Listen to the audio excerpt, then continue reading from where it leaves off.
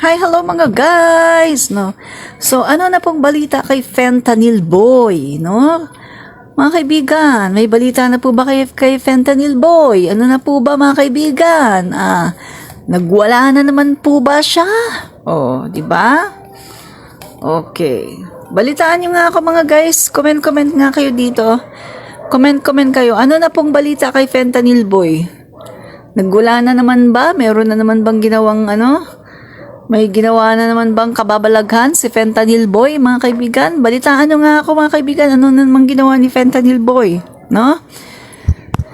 So, medyo na-busy tayo ngayon, no? So, hindi ako nakapag-update ano nang nangyari kay Fentanyl Boy, mga kaibigan. Balitaan nyo nga ako. Comment nyo nga dyan. Paki-comment nga.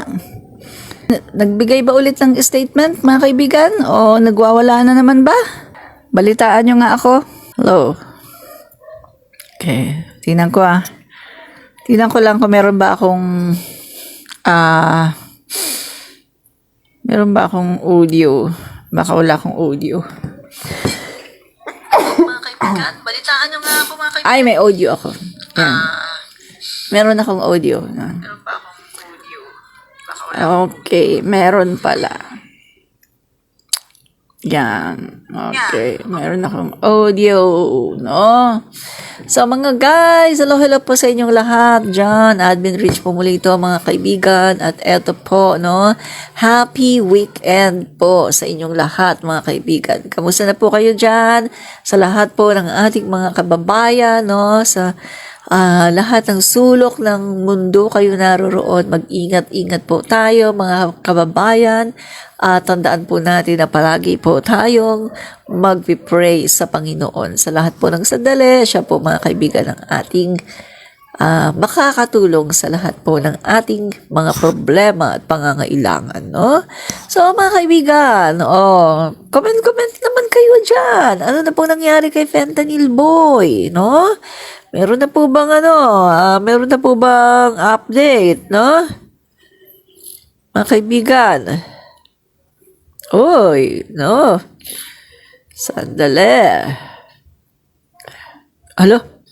Grabe naman to si Kibuloy. Mga kaibigan, ano to? Merong dumaan dito sa aking newsfeed, no? Si Kibulok, mga kaibigan. Ang sabi ni Kibulok, ako ang huling pipirma sa kaligtasan ng tao.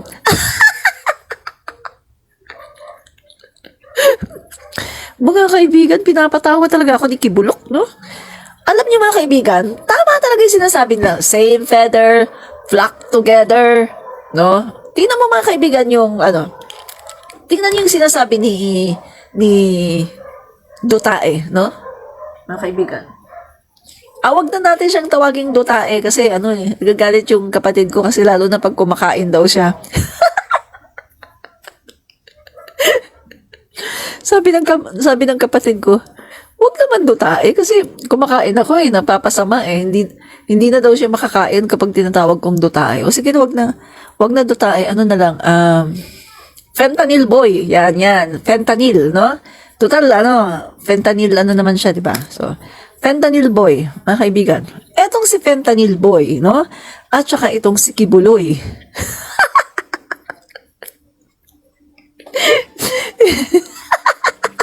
Mga kaibigan eto sabi kasi ni Kibuloy, ako ang huling pipirma sa kaligtasan ng tao. Mga kaibigan, pareho talaga sila, no? Yung ganon. Siya ang huling pipirma sa kaligtasan ng tao. Diyos mio, that is blasphemous, di ba? Ano ang sabi sa Bible, mga kaibigan? Balikan natin ng kaunti ang Biblia, no? Sandali. Sabi ko nga sa inyo, mga kaibigan, ang dami kong seminar, no? Pagdating sa Biblia, medyo natin yan kasi ang dami kong seminar sa Bible. Kung iipunin ko ang certificate ko, mga kaibigan, sa mga seminar sa Bible, ang dami. Kasi high school pa lang ako, mga kaibigan, ay talaga namang nag-aaral na ako ng Biblia, nagsiseminar na ako. Sabi ko nga sa inyo, mga guys, nabasa ko ang Biblia from cover to cover, twice from Genesis to Revelation, no? Kaya medyo ano na natin yung Biblia, no? So, eto sabi niya mga kaibigan, siya daw ang huling pipirma sa kaligtasan ng tao. Ano bang sinasabi sa Biblia, mga kaibigan? Di ba nung pinadala dito, ang Panginoong Jesus, nagkatawang tao, di ba? Nagkatawang tao siya. Ano yung purpose? Bakit siya nagkatawang tao? Nagkatawang tao ang Panginoon natin kasi binata, ibig sabihin dinala niya lahat ng kasalanan ng sanlibutan. Pag sinabing sanlibutan, yan yung mga tao sa buong mundo. No? Binata niya ang kasalanan ng sanlibutan para tayo ay masave. And then mga kaibigan, nung pagkatapos ng kanyang misyon sa krus ng Kalbaryo, anong sinabi ng Panginoon? It is finished. Anong ibig sabihin ng it is finished? Ibig sabihin nun mga kaibigan, tapos na. Nabayaran na ng dugo, the most precious blood of the Lamb. No? Nabayaran na niya ang kasalanan ng buong sanlibutan. It is finished.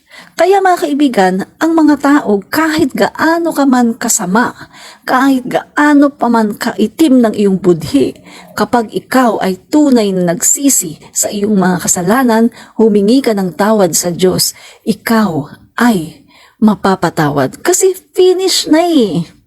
Tapos na mga kaibigan, yung pag-sacrifice ng ating Panginoong Hesukristo sa krus ng Kalbaryo para sagipin ang lahat ng ating mga kasalanan.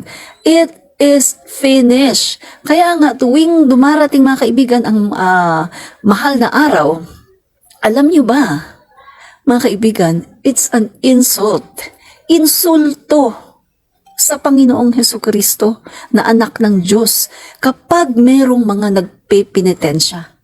Kapag merong mga nagpapapako sa krus, kapag merong nagpipinitensya para daw sa kasalanan niya ay mahugasan, insulto yan, malaking insulto sa Panginoong Hesus. Kasi nung pumunta siya dito, nagkatawang tao, binata yung dinala niya lahat ng kasalanan ng sanlibutan. Nung ipinako siya sa krus, nasa kanya lahat ang kasalanan ng sanlibutan. Tinalikuran siya ng Ama, hindi siya matingnan ng Ama kasi punong-puno siya ng kasalanan. Kasi kinuha niya lahat ng kasalanan ng sanlibutan. Kaya, nung huling hininga, ang sinabi niya, it is finished. Diba?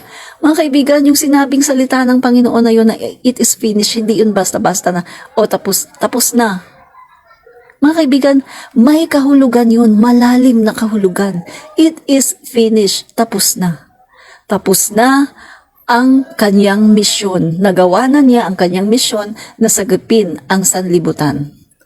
Kaya sabi ko nga mga kaibigan, kahit gaano kasama ng tao, kapag ang taong yan ay humingi ng tawad, kayang-kayang patawarin kasi nailapit na ng Panginoon. Noong nagkaroon na ng bridge. Dati mga kaibigan, nung hindi pa nagsasakripisyo ang Panginoong Jesus, no, sa krus ng Kalbaryo, dati ang tao at ang kalangitan, meron siyang malaking distansya. Malaking distansya na hindi pwedeng maabutin ng tao ang Diyos o ang kalooban ng Diyos. Pero nung si Jesucristo ay pumunta dito sa lupa at siya ay nag-sacrifice, no, para sa ating mga kasalanan, para tubusin tayo, nagkaroon ngayon ng bridge. Ang bridge na yan ay yung krus, the cross of Calvary, mga kaibigan. Ang Panginoong Jesus, nang siya ay naipako sa krus, mga kaibigan, yan ang nagsilbing tulay para ang tao ay magkaroon ng access sa kalangitan, para ang tao ay magkaroon ng relasyon sa ating Ama, sa Panginoon. Yun. Kaya sa totoo lang mga kaibigan, merong significant, no, yung ginawa ni Jesus sa krus ng Kalbaryo. Significant yun mga kaibigan, napakahalaga nun, hindi yun basta-basta. No? Merong nagtatawa diyan. Siguro yung nagtatawa diyan, mga kaibigan, no, yung nag-reaction ng haha, siguro demonyo ang kaniyang sinasamba. Malamang idolo niya si Fentanyl Boy. Maka-fentanyl yan. Si Fentanyl Boy ang idolo niyan. Kasi nagtatawa eh. We're talking about the Bible, we're talking about God, tapos nagtatatawa siya. So, ibig sabihin, mga kaibigan, ang idolo niya, si Fentanyl Boy. Yung nagmumura sa Pope, yung nagmumura sa Diyos, tinatawag ang Diyos na, na idiot, diba? Yan yung mga DD sheets, mga kaibigan. Ganyan ang utak ng mga DD sheets, mga erehes, mga walang Diyos. May Diyos man dito lang sa bibig, lip service lang ang alam nila, pero wala sa kanilang puso, wala sa kanilang isipan ang Panginoong Jesus. Kasi dito lang sa kanila, lip service lang na tinatawag, mga ipokrito. Pupunta kunwari sa rally, o rally ng Davao, rally ng Cebu, pagkatapos magmumura, sisiraan yung mga politiko, o di ba? O, kanino sila nag-worship? Sa devil, kay Satanas, 'di ba? Yung kanilang yung kanilang poon, yung kanilang idolo, Fentanyl Boy. Nagmamariwana pa, bumabatak sa Malacanang ng marijuana. Binababoy ang ating Malacanang, walang kagalang-galang doon sa mga souls ng mga ating mga presidente, 'di ba? Walang galang mga kaibigan sa sambayan ng Pilipino. Bumabatak ng marijuana si Fentanyl Boy sa loob ng Malacanang. Sa tingin ko mga kababayan, may kasama yan si Fentanyl Boy. May kasama yan ng bumabatak doon. Hindi lang mag-isa yan. Diba? Kaya nga yung sinasabi ni Kibuloy, mga kaibigan, na meron daw nag-orgies, no? Sama-sama na grupo, no? Sama-sama sila nag-orgies doon at saka bumabatak. Si Fentanyl Boy yun, mga kaibigan. At saka di ba sa time niya, doon naman merong mga dinadala ng mga babae, ng mga bayaran, 120 ang isang babae. Yun si kay Fentanyl Boy. Di ba mahilig yun sa babae? Masyadong babaero, may kabit, meron pang anak sa kabit, may mga anak pa sa kanya mga babae. Mga kaibigan, babaero po si Fentanyl Boy. Sa totoo lang, no? Hindi nyo lang alam, may taga Davao nagsabi sa akin na babaero daw po si Fentanyl Boy at marami daw po yung anak sa Davao. No? Hindi lang nalalaman kasi syempre isa lang ang kanyang kinakasama no?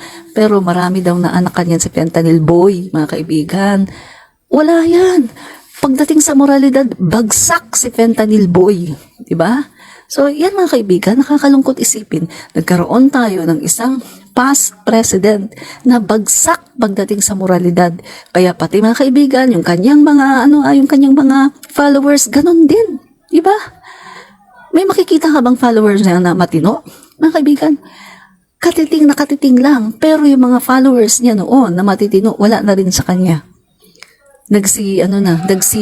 Kumbaga, sumuporta na kay PBBM kasi nakita yung kanyang kalokohan, nakita yung kanyang mga ginagawa na hindi magaganda. So lahat ng mga yun mga kaibigan sumuporta na kay PBBM. Kaunti na lang ang sumusuporta sa kanya ngayon. Yun na lang yung mga bangag na katulad niya, mga kaibigan. Yung mga katulad niyang bangag, syempre susuportahan siya lang kasi syempre sila lang yan magja-jamming yan sila yan. Kaya hindi nila iiwanan yan yung kanilang idolo na bangag, 'di ba? Na nagfe-fentanyl, bumabatak ng marijuana sa Malacanang, 'di ba? Hindi nila iniiwanan mga kaibigan, no? Basa-basa muna tayo. Taos puso tayong humingi ng kapatawaran sa Diyos at sundin ang kanyang mga utos. Tiyak igagawad ang kapatawaran sa ating pagkakasala. Correct. Tama ka dyan, Jacinto Jack Villanueva. Correct na correct ko. Correct na correct po kayo. Carol Sagun, hello po, watching from Korea. Hi, hello po sa mga taga Korea dyan at saka sa inyo, mga OFW, no? Salamat po sa panunood. Lisa Hernandez, admin, yung mga senador na ayaw idulog, na ayaw isulong ng Chacha, sina Villanueva, Bato, Binay, Cayetano, Aimee, Villar, Cynthia, wag natin iboto para wag na makaupo sa Senado. Opo, correct. Yung lahat ng mga kontra sa Chacha, mga kaibigan, everyday ko yan dito, i-flex ko yan, no? Na eto yung mga senador na ayaw sa Chacha, na hindi sumusuporta sa Chacha, at talagang i-flex ko yan na huwag silang iboto, no? Pagdating sa 2022 kapag sila ay tumakbo sa kahit anong office, no? Occidental Mindoro is watching. Angelo J. Evangelista Angeles. Hi, hello. Maraming po salamat kay Angelo J. Evangelista Angeles na taga Occidental Mindoro. Maraming pong salamat, no? Yan. Nakapunta na po ako dyan sa Mindoro.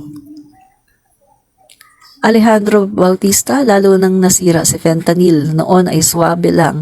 Ngayon ay marami na ang mga nanghawa sa paligid niya. Pati si Pastor Kibuloy ay nakagatnan niya at Senator Tolentino. Senator Tolentino, Amy at Robin Good, Sugod ng Sugod, Padilla. Correct, no? And Maria Corazon Velasquez, good evening po ma'am. Good evening din po sa inyo, no? Aida Miguel, watching from Qatar. Hello, salamat po sa mga OFW sa Qatar. Maraming po salamat sa panunood. And then, Edgy C. Closin, ma'am, pinasan ni Jesus ang mga kasalanan nating lahat. Correct po kayo, no? Nung pumunta dito si Jesus Christ, pinasan po niya ang lahat ng ating mga kasalanan, no? Kaya nga po, tuwing Semana Santa, insulto po sa ating Panginoong Jesus yung ginagawa nung iba na sila po ay nagpapapako sa krus. Kasi finish na eh. Ang sabi ng Panginoon natin, it is finished.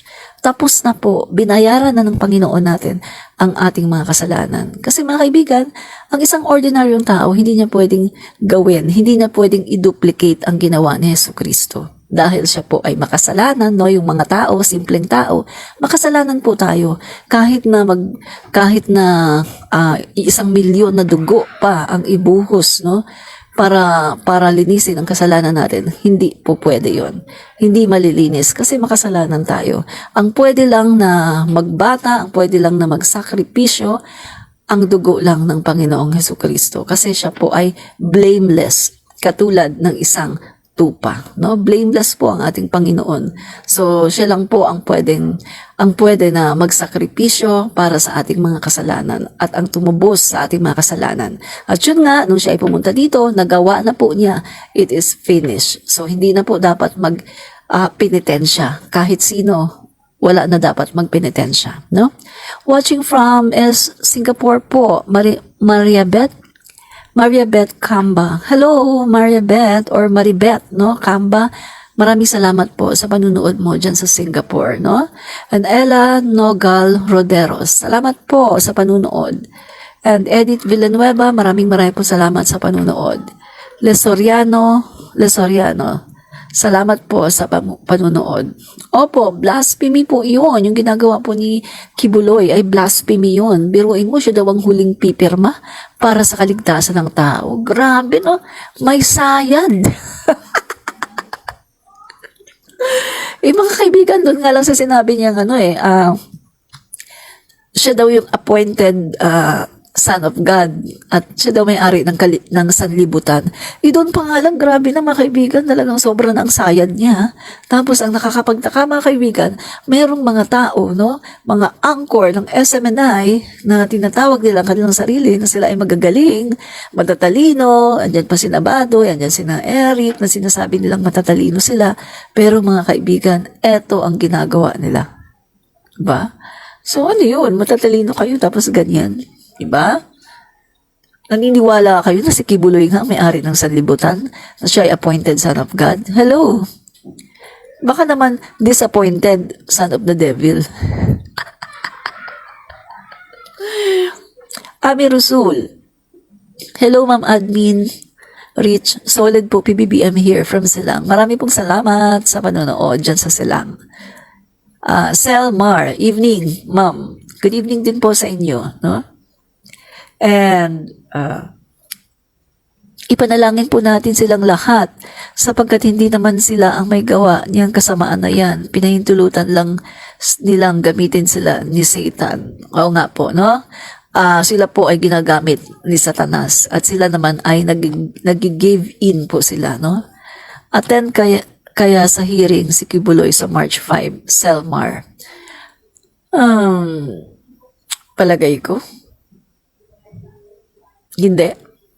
Palagay ko lang Baka hindi, no? Maaring umaten, pero sa tingin ko hindi atin yun. Hindi atin yun. Kasi, mataas ang tingin niya sa sarili niya eh. Tingin niya sa sarili niya, ano siya eh, son of God, no? Appointed son of God. At ang isang appointed son of God, hindi yan nakakarap sa ano. Ano ba yan? Appointed son of God. Pagkatapos, rapist. Ay, Ma'am Admin Rich, sali po kayo sa pahula ni Pastor Q. Kung nasaan siya ngayon, baka manalo kayo. Hindi na. Hindi na po, no? Lisa Hernandez, tama ka dyan, admin. Hindi yan na-attend. Hindi po attend yan. Ganyang karakas, hindi po na-attend. Hindi po yan, ano eh, hindi siya sumusunod po sa batas. So, hindi yan na-attend. Jacinto Jack Villanueva, totoo po yan, Ma'am Admin Rich. Hindi na kailangan nasaktan ng ating sarili para mapatawad tayo sa ating mga kasalanan. Opo, correct po yan, no? Ang Panginoon lang po ang talagang may karapatan na gawin yun. Hindi pwedeng i-duplicate ng kahit sinong tao, no? Kasi yun po, ang ginawa po ni Jesus sa krus ng Kalbaryo ay isang obra maestra, isang masterpiece, no? Na hindi mo pwedeng ma-imitate, pwede mong ma-imitate, pero hindi mo siya talagang maduduplicate as in yun na yun talaga. Hindi po pwede, no? Kasi iba po yung dugo ng Panginoong Hesukristo. Yun po ay blameless, walang kasalanan. Pero yung dugo natin, mga kaibigan, kahit pagsamasamahin ang dugo ng buong mga tao sa sanlibutan, hindi po sasapat. Kasi tayo po ay mga makakasalanan. Makasalanan, no? So, ang pwede lang pong tumubos sa atin ay ang dugo ng Panginoong Hesukristo. At nagawa na po niya yon, mga kaibigan, sa krus ng Kalbaryo 2,000 years ago. Kaya wala na pong pwede na, wala na kahit sino ang pwedeng magsakripisyo pa. Mag-alay ng kanyang dugo para sa sanlibutan. Wala na. Ang Panginoong Hesus lang yon. No? It is finished. Sana si Sarah mag-resign na. Mga friends sila ni Kibuloy. Oo nga po, no? Talaga. Kier Legaspi, amen. No? Naku, Kier Legaspi, nandito ka na naman. Kier, nasaan ba si Marjorie? Kamusta na ba kayong dalawa ni Marjorie? Diba? Di ba mag-shoota kayo noon, Marjorie Barreto? Kasi yung pangalan niya, Kier Legaspi, no? Di ba mga guys, mag-shoota yun sila ni Kier Legaspi at saka ni Marjorie Barreto. Noon pa, matagal na panahon na, no? Mga dalagat binata at mga medyo bata pa sila noon, no? Mag-shoota yan. Marites, no? Siyempre, mga kaibigan, mga kapanahunan natin yan, no? Kaya alam natin. Open ko ng aking cellphone. Eto ba naman ang tumambad, do? Si Kibuloy, si Kibs. Ang sabi ni Kibs, ako ang huling pipirma sa kaligtasan ng tao, no? Siya daw ang huling pipirma sa kaligtasan ng tao. Siya daw yung appointed Son of God. Grabe talaga to si Kibuloy grabe siya makapag-blaspheme, sobra.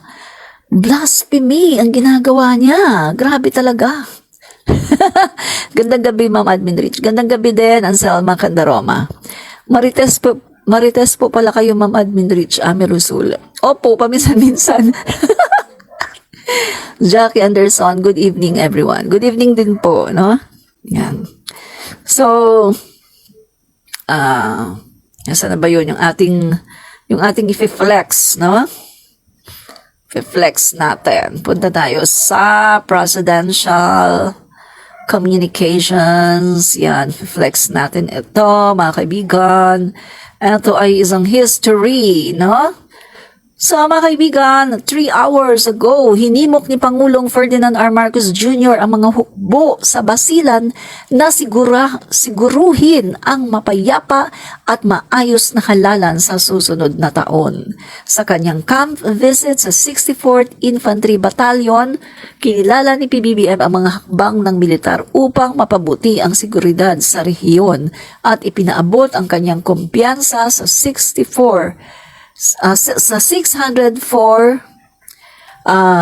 B na gampanan ang kanilang tungkulin bilang tagapanatili ng kapayapaan. Mga kaibigan, ang ganda ng ginagawa ng ating Pangulo ngayon na kanya pong pinupuntahan mga kaibigan, no? Nakikita nyo pinupuntahan niya yung ating mga sundalo at talagang dinadalaw niya yung ating mga army, yung ating mga kapulisan. Siguro mga kaibigan, ano din to no? Parang loyalty check din, no? Galing ng Pangulo natin mga kaibigan. Parang inuunahan na niya itong mga fentanyl boy. Kumbaga, chine-check ng ating Pangulo na, ano kaya ang mag-epekto nitong si fentanyl boy, no? Baka mamaya meron itong nahikayat, no? So, maganda ang ginagawa ng ating Pangulo, no? Napakatalino, ang galing ng Pangulo natin, mga kaibigan. Sinisigurado niya na walang mahihikayat si fentanyl boy, kahit isang military. At yun nga mga kaibigan, ang mga militar po ay talagang sila ay meron silang commitment. At ang sabi nila mga kaibigan, mga professional sila. Hindi sila basta-basta mga kaibigan na magpapadala doon sa mga tao na humihikayat sa kanila para sila ay mag-aklas. Siyempre naman, no? Malaki na sahod mo, di ba? Pagkatapos may pamilya ka. Kaya hindi ka talaga magpapadala kay fentanyl boy, di ba? Kasi kapag nagpadala ka kay fentanyl boy, walang mangyayari sa iyo, di ba? Ganon talaga 'yun mga kaibigan, no? So, si fentanyl boy po mga kaibigan, dahil sa sobra po niyang frustration, kasi biro mo mga kaibigan naggano siya gusto niyang ihiwalay ang Mindanao, di ba? Totoo yung sinasabi niya, gusto niya talagang hiwalay ang Mindanao, no? Seryoso siya doon, mga kaibigan, di po siya nagbibiro doon. Pero dahil walang kumakampi sa kanya. Biruin mo, mga taga Mindanao, mga governor, mga kongresista, mga mayors, mga kaibigan, halos lahat sumusuporta po sa ating Pangulo, Bongbong Marcos. Kaya ang ginawa na lang ni fentanyl boy, mga kaibigan, sa sobrang frustration ni fentanyl boy, na naisip niya mga kaibigan, itong si fentanyl boy, na parang wala na yata sa aking, parang wala na yata akong magic, no? Parang wala na yung tinatawag niya na nakakapang-uto siya, mga kaibigan, ng mga militar. Hindi na niya kayang utuin, mga kaibigan, ang mga militar, ang mga gobernador, ang mga mayor, wala na, hindi na niya kayang mang-uto. Kasi etong mga inuuto niya dati, mga kaibigan, ay nakikita nila, hindi ka na Pangulo. Isa ka na lang ngayong epal na fentanyl boy. So bakit ka namin paniniwalaan? Diba? Ang ginagawa mo lang ngayon ay guluhin ang ating Pangulo, guluhin ang gobyerno, guluhin ang Pilipinas, pagwatak-watakin ang mga tao.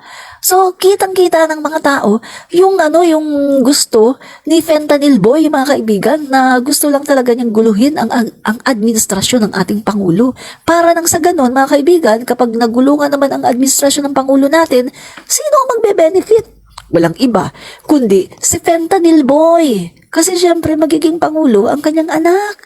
At kapag naging Pangulo ang anak ni fentanyl boy, mga kaibigan, wala na. Hindi na siya pwedeng habulin ng ICC kasi nga, Pangulo na ang anak niya, di ba? Yun ang gustong gawin ni fentanyl boy. Kaya mga kaibigan, ginagawa niya ang lahat para talagang ihiwalay ang Mindanao. Kaso nga, wala namang gustong sumama sa kanya. Nagbigay ng pumirma ng manifesto itong 53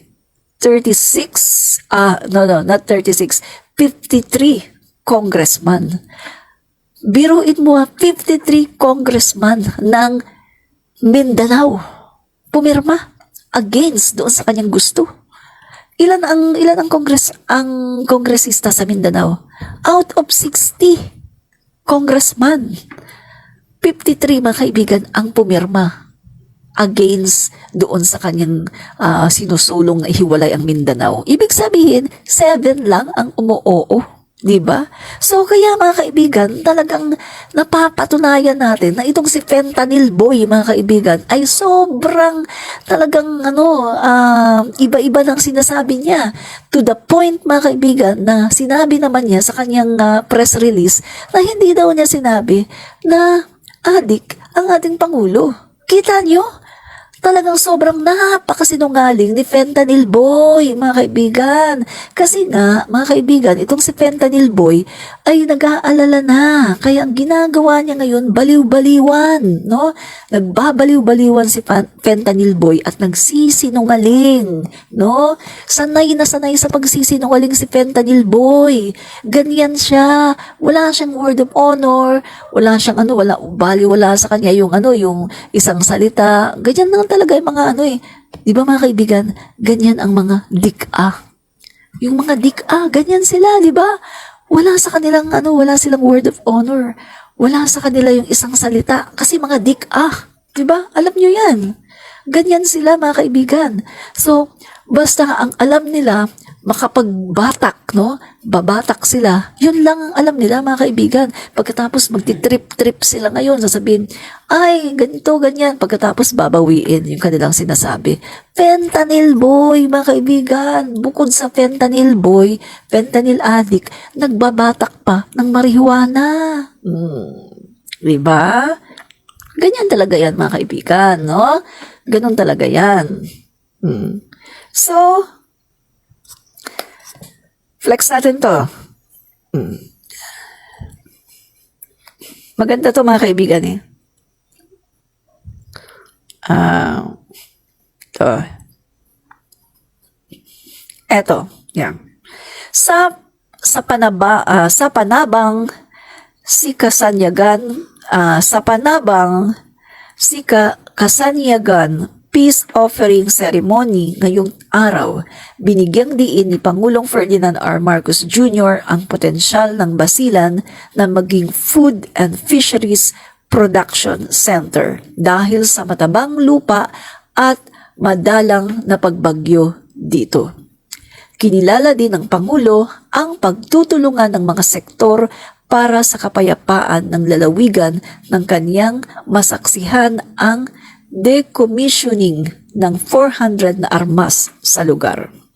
So, alam niyo ba mga kaibigan, this is first time, no?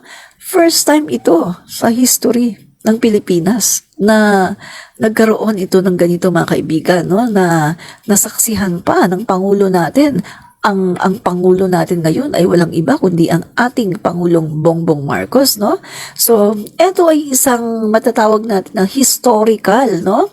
Si President Ferdinand R. Marcos Jr. made history for being the first Philippine president to witness the decommissioning of some 400 illegal firearms seized in Basilan, symbolizing the commitment of the government and all stakeholders to peace. Oh, grabe mga kaibigan, no? Ang galing ng Pangulo natin, no? Ngayon sila nag-commit itong mga taga-Basilan sa panahon ng ating Pangulong Marcos Jr. Sa panahon ni RRD, hindi nila ginawa to. Siguro nakita nila, bangag ito. Ay nag-fentanyl yan. Hindi natin yan mapagkakatiwalaan, 'di ba? So, palagay ko kaya hindi sila nagtiwala noon itong mga taga-Basilan, no?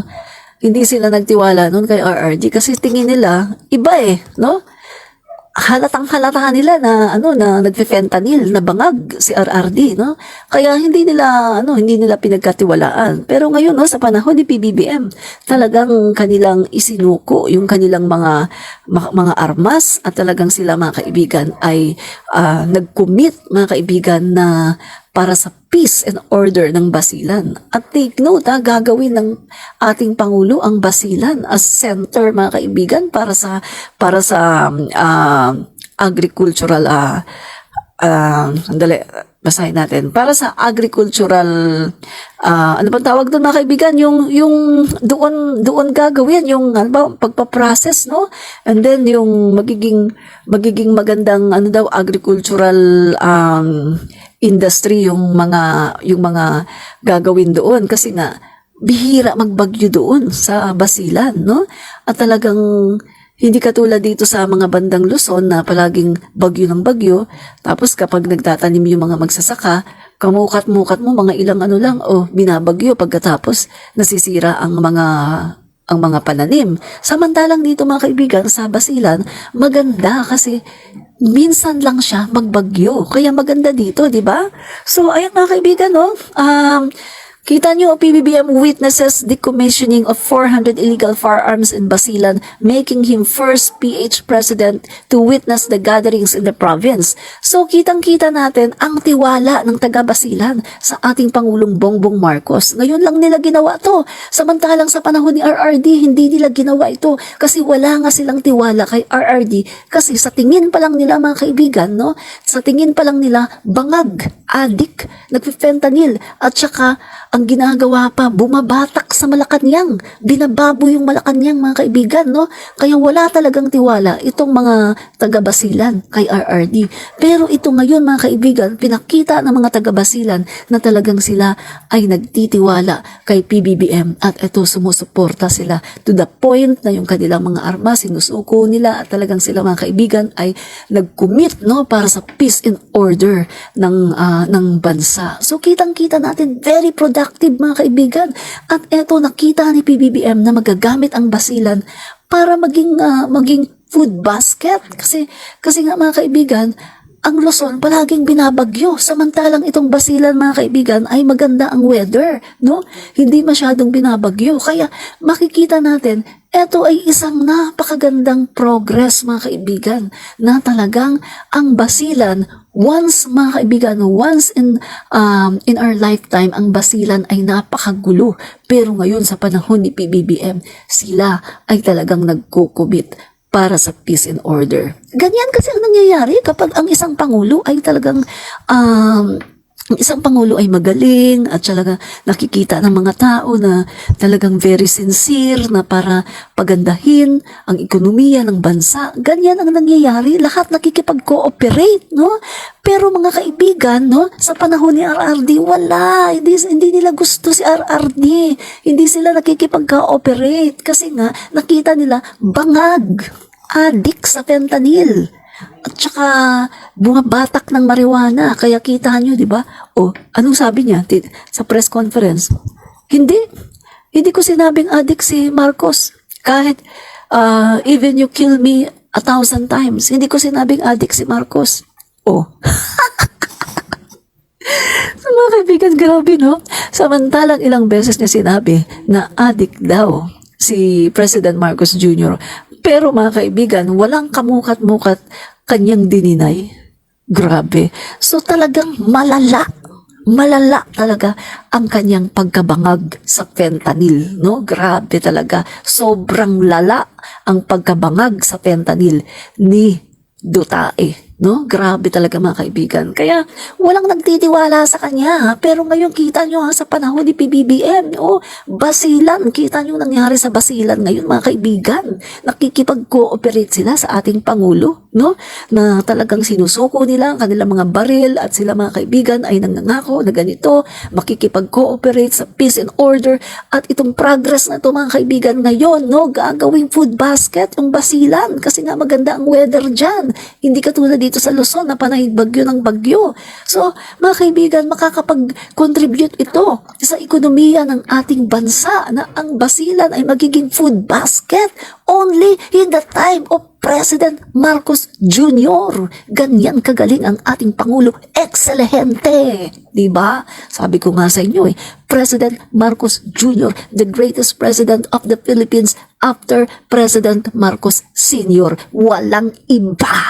Diba? Dahil si Dutae ay isang bangag, adik sa fentanyl pagkatapos bumabatak ng marijuana.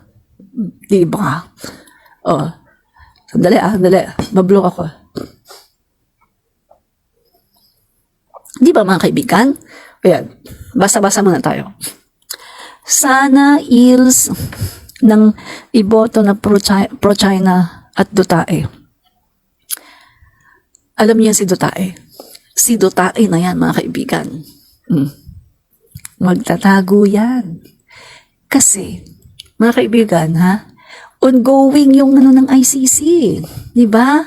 At ang ICC kasi, mga kaibigan, hindi mo naman pwedeng pigilan yan Kahit, halimbawa, kahit ang Pangulo natin, syempre, ayaw niyang Ayaw din niya na na ibigay sa ICC yan si surrender sa ICC si Bangag, no? Si fentanyl addict, no? Ayaw ng pangulo natin. Pero walang magagawa ang pangulo natin, mga kaibigan, kasi yan crime yan ng na sa humanity, at hindi lang Pilipinong involved diyan, mga taga ibang bansa din. Merong mga taga Australia, merong Inchik, merong iba-iba, mga kaibigan, ang involved diyan. So, hindi pwede yan pigilan ng ating presidente, kasi kapag pinigilan ng presidente natin yan, lumalabas, mga kaibigan, na ayaw niya ng rule of law, na hindi siya nag-uphold hindi siya nagpapahalaga sa human rights, no? Kaya hindi yan pipigilan ng pangulo natin. Kaya yan si Duterte, mga kaibigan, talagang talagang magtatago na lang talaga yan si Duterte, kasi wala mga kaibigan duwag kasi siya hindi niya kayang harapin, mga kaibigan, yung kanyang mga kaso, di ba? Samantalang nung pangulo siya, sinasabi niya sa kapulisan? Sige, shoot, kill, ako bahala sa inyo. Tapos ngayon, magtatago, di ba? Duwag yan si Duterte, di ba? Duwag yan. Ganun talaga yung mga kaibigan.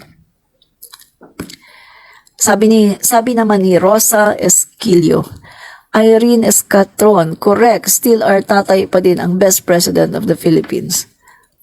Correct ka dyan. Best president si Duterte sa EJK, no? Kill. Doon siya best president. Sa pag-chugi, best president siya sa pag-chugi. Correct ka dyan.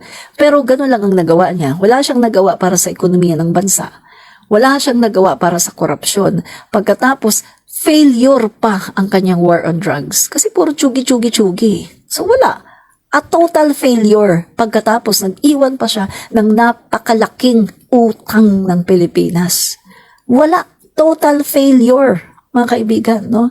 Talagang failure talaga itong si Duterte. Wala talagang binatbat sa ating Pangulo, Bongbong Marcos, no? Kaya kita nyo ngayon, insecure, pati yung mga DD sheets, insecure. Kasi nga, mga kaibigan, no? Kita nyo, mga kaibigan, kitang-kita na mga DD sheets, 1 taon at kalahati pa lang ang Pangulo natin, pero nalampasan na niya ang 6 na taon ni Duterte. Si Duterte walang nagawa no? Tsaka puro korupsyon. At tsaka, mga kaibigan, nangingialam siya Ayaw niyang paharapin yung kanyang mga cabinet members na iniimbestigahan. Ayaw niyang paharapin. Siya yung parang nagtatanggol sa kanyang mga cabinet members na may katiwalian, di ba? So, ayun ang nangyari sa panahon ni Duterte. Walang magandang nagawa si Duterte, no? Sasabihin niya, Dolomites. Mga kaibigan, Dolomites. Sasabihin niya ba, ay, nagawa naman yung Dolomites. Okay, sabihin man natin, hindi ako against sa Dolomites. Nagagandahan naman ako sa Dolomites Maganda naman para sa akin ang Dolomites. Yun nga lang, magastos siya, di ba? Pero sa akin, walang kaso yun. Kahit na magastos ang Dolomites, gusto ko pa rin siya. No?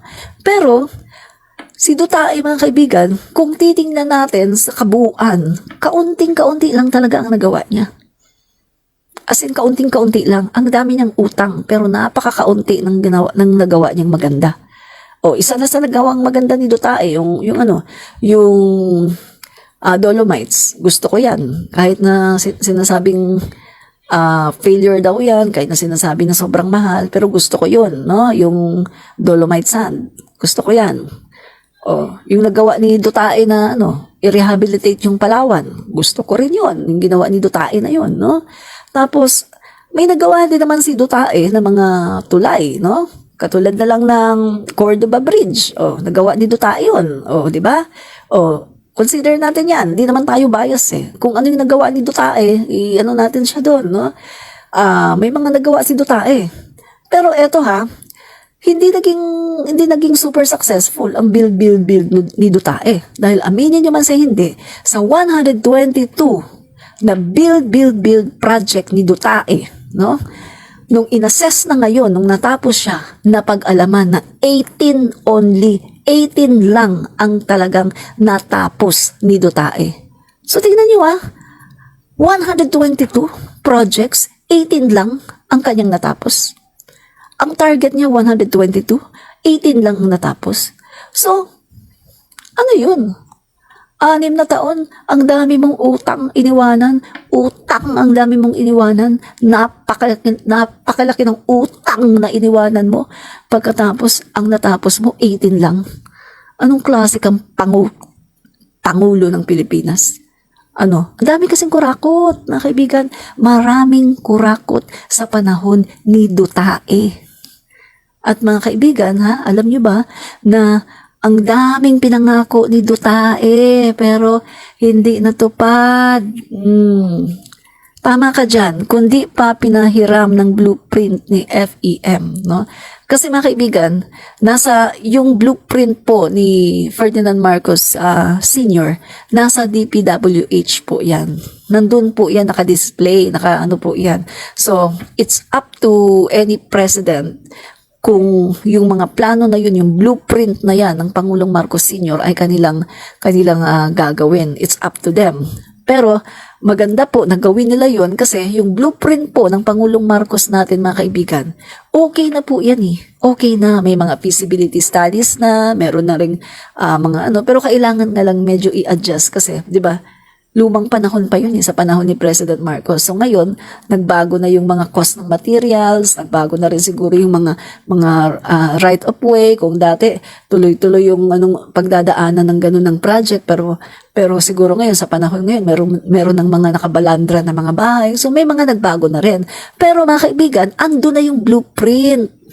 So, yung next president, si Duterte, ang ginawa na lang ni Duterte ay sundin ang blueprint, no? Kaya nga mga kaibigan, katulad na lang ng Metro Manila Subway, yung Japan ang di ba? Japan, yung JICA. Japan ang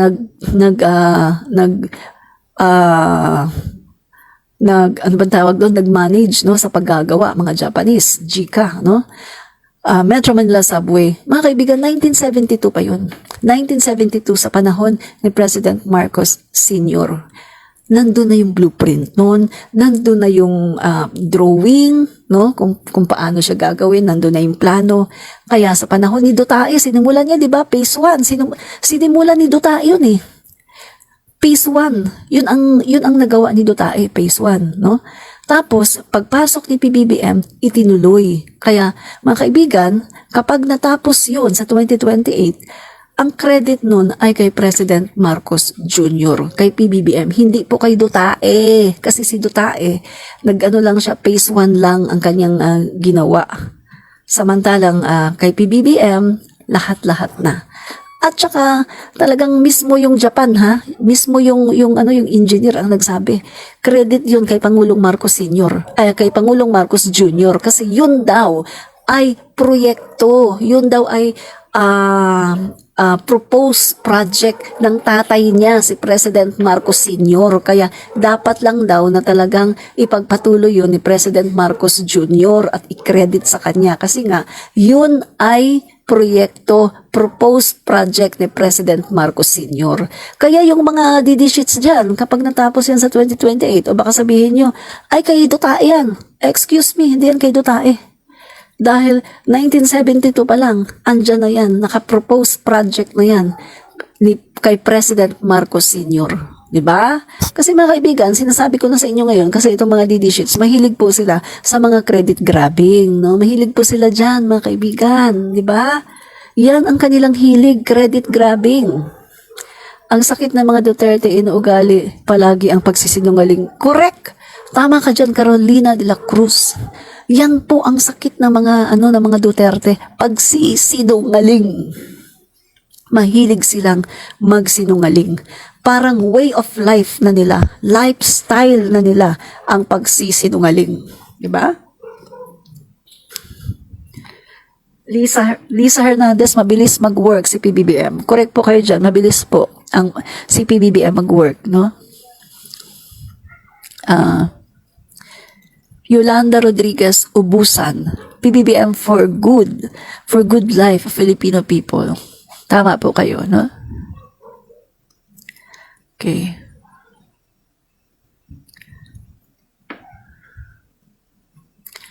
May naligaw dito na Didi Shits, oh.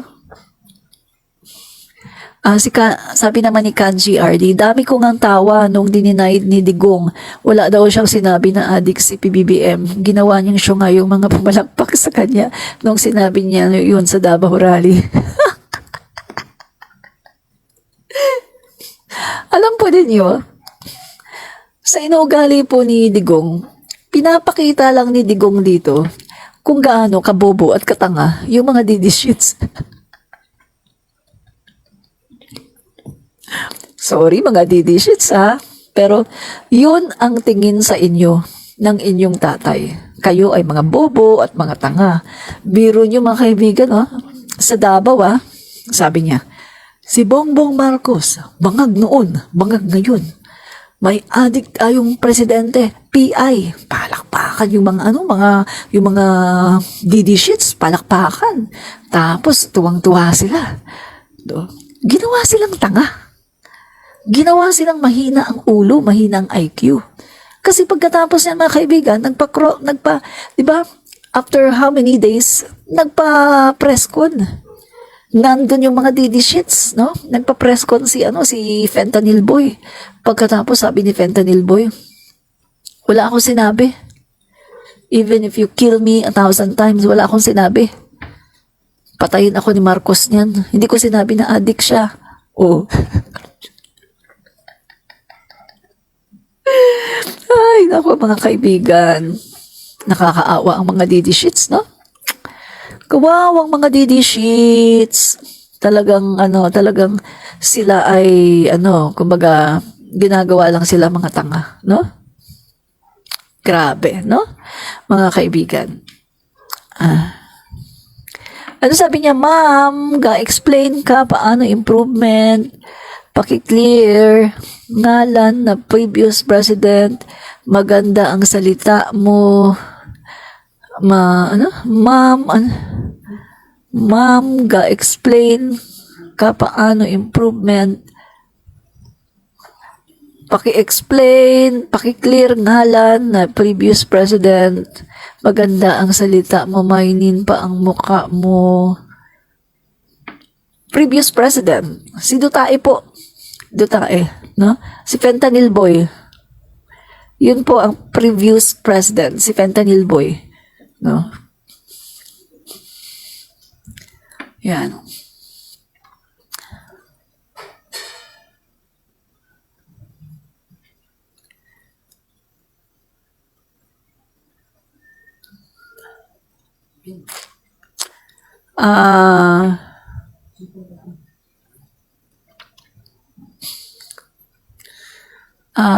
Sino pa?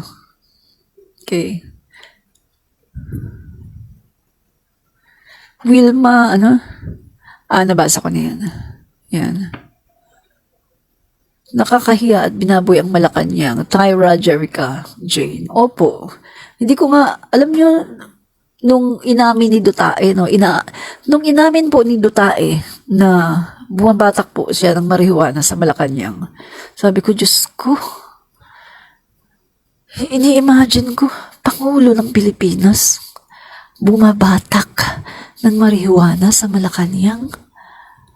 Tapos ini-imagine ko mga kaibigan, sino-sino yung mga kasama niya? At ano-ano yung mga binabatak nila? Kita nyo? Nag-pot session sa loob ng Malacanang. Siguro may mga kasama yan, mga kaibigan. Bumabatak siya ng Mary Jane, may mga kasama yan. At ano-ano yung mga illegal substance na binatak nila. Diba? Sino-sino ang kasama niya habang bumabatak? At ano-ano ang kanilang binatak? Diba? Nakakahiya mga kaibigan. Pangulo ng Pilipinas, bumabatak ng marijuana sa Malacanang. At sigurado ba talaga na marijuana lang ang binabatak niya sa Malacanang? Nakakahiya. Biro mo Pangulo ng mga Didi Shits. Mabuti na lang ang Pangulo natin ngayon, Bongbong Marcos, napaka-honorable. Diba? Honorable at talagang ang Pangulo natin ngayon ay talagang maayos, di ba? Mga kaibigan, ako pala ay aalis, no? Mga kaibigan, papaalam na muna ako sa inyo. Aalis pala ako, mga kaibigan. Bye-bye! Fight fake news, expose the truth, at palagi po nating subaybayan ang ating Pangulo, at palagi po nating pag-pray ang ating Pangulo na ilayo po siya sa mga fentanyl, boy, sa mga adik, ilayo po siya sa mga bangag na yan na nagpapabagsak sa kanyang gobyerno. Huwag po nating kalimutan, mga kaibigan, na ipanalangin palagi ang ating Pangulo na gabayan siya. At tayo po ay palaging magsuporta sa kanya. Salamat po! Bye-bye!